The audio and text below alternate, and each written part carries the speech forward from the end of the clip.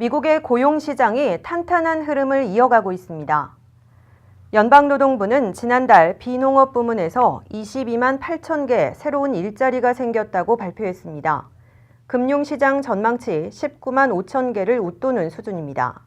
민간에서 22만 1,000명, 공공부문에서 7천 명 각각 증가했습니다.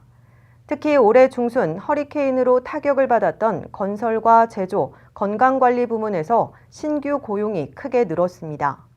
이에 따라 실업률은 전달과 같은 4.1%를 유지했으며 이는 2000년 12월 이후로 17년 만에 가장 낮은 수준입니다. 거시경제 지표가 탄탄한 데다 기업 실적이 호조를 보이면서 고용 상황이 개선된 것으로 분석됩니다. 민간 부문의 시간당 평균 임금은 26달러 55센트로 5센트 0.19% 상승했습니다. 양호한 고용지표는 미국의 중앙은행인 연방준비제도의 이번 달 기준금리 인상론에 한층 힘을 실어줄 것으로 보입니다. 충격적인 소식입니다. 아내를 살해하고 시신을 유기한 혐의로 40대 한인 남성과 내연녀가 중가주에서 체포됐습니다. 중가주 샌베니토 카운티 셰리프국은 지난 6일 밤 홀리스터시 3000블락 몬테크리스토 코트에 위치한 고급 단독주택에서 올해 49살의 지상림 씨와 45살의 최정 씨를 살인과 공모 그리고 증거인멸 등 3건의 혐의로 검거했다고 밝혔습니다. 경찰은 지 씨가 최 씨와 함께 자신의 아내인 올해 48살 된 지윤 씨를 살해한 뒤 사체를 유기한 것으로 보고 있다고 전했습니다. 아직까지 윤 씨의 시신은 찾지 못한 상태입니다. 아버지 지 씨는 딸들에게 엄마가 급히 한국에 들어갔다는 문자를 보내 안심시키는 치밀함까지 보였습니다. LA에 거주하고 있는 윤 씨의 두 딸은 지난달 27일부터 엄마와 통화가 되지 않자 이번 달 2일 경찰에 실종 신고를 한 겁니다. 경찰은 여러 정황상 윤 씨가 살해됐을 가능성이 크다고 보고 지 씨 집을 압수수색했다고 밝혔습니다. 현장 조사 결과 집안에서는 아내 윤 씨의 혈흔을 비롯한 증거물들이 발견됐습니다. 아직까지 정확한 범행 동기는 밝혀지지 않았다고 경찰은 전했습니다. 지 씨와 최 씨는 보석금 200만 달러가 책정된 채 현재 구치소에 수감 중입니다. 지 씨는 아내 윤 씨와 지역에서 빨래방을 운영해왔습니다. 다음 소식입니다. 예루살렘을 이스라엘 수도로 인정한 미국 정부를 규탄하는 팔레스타인인들의 시위에서 사망자가 발생한 것으로 전해졌습니다. 가자지구 보건부는 분노의 날 시위에 참가한 팔레스타인인 2명이 이스라엘군의 총에 맞아 숨졌다고 밝혔습니다. 한 명은 가자지구 북부에서 다른 한 명은 남부에서 숨졌고 정확한 사망 경위는 알려지지 않았습니다. 이스라엘 군경은 반미, 반이스라엘 구호를 외치는 시위대를 해산하는 과정에서 시위 주동자 2명을 조준 사격해 명중시켰다고 확인했습니다. 보기 드문 유성 화구가 뉴저지 상공에서 포착됐습니다. 뉴욕에서는 영원을 체험할 수 있다는 전시로 사람들이 긴 줄을 섰습니다. 이 밖에 간추린 소식 조민정 기자입니다.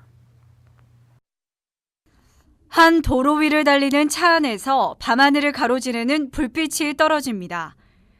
이 둥근 불덩어리는 땅에 떨어진 뒤 하늘 전체에 번쩍이는 섬광을 냅니다. 이 화구로 불리는 유성은 지난 12월 2일 새벽 2시경 뉴저지 남부의 경찰관에게 포착됐습니다.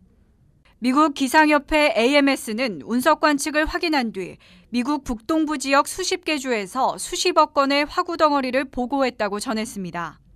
이어 AMS는 화구가 떨어진 것은 자주 있지만 이를 보는 것은 굉장히 드문 일이라고 덧붙였습니다.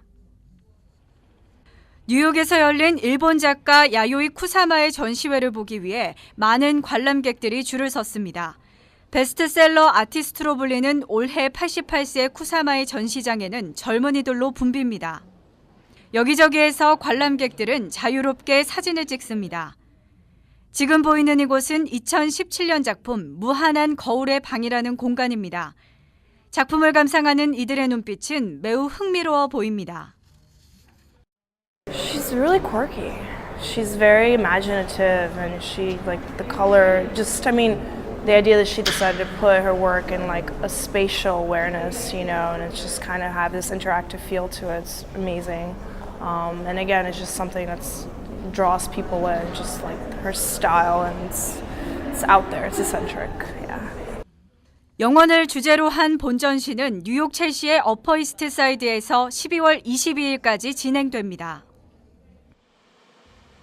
캘리포니아의 연이은 산불 소식과 달리 미국의 동부와 남부에서는 폭설 소식이 전해졌습니다. 이곳은 미시시피주의 잭슨 지역입니다. 국립기상청은 잭슨의 일부 지역에서 3인치에서 6인치까지의 눈이 예상된다고 보고했습니다. 또 10여 개의 학교가 문을 닫았고 일부는 겨울 학기를 연기하거나 연기를 더 미뤘습니다. 미시시피 교통부는 얼마 전 운전자들의 통행 금지를 해제하고 이동을 제한하기도 했습니다. RKTV 뉴스 조민정입니다.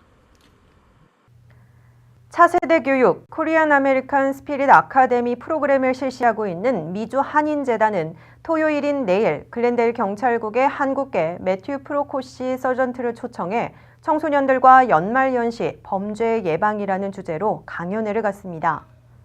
카사 측은 매달 정기적으로 1.5세 전문인들을 초청해 훈련과 특강을 실시한다면서 내일 열리는 강연은 비회원들에게도 무료로 제공된다고 밝혔습니다.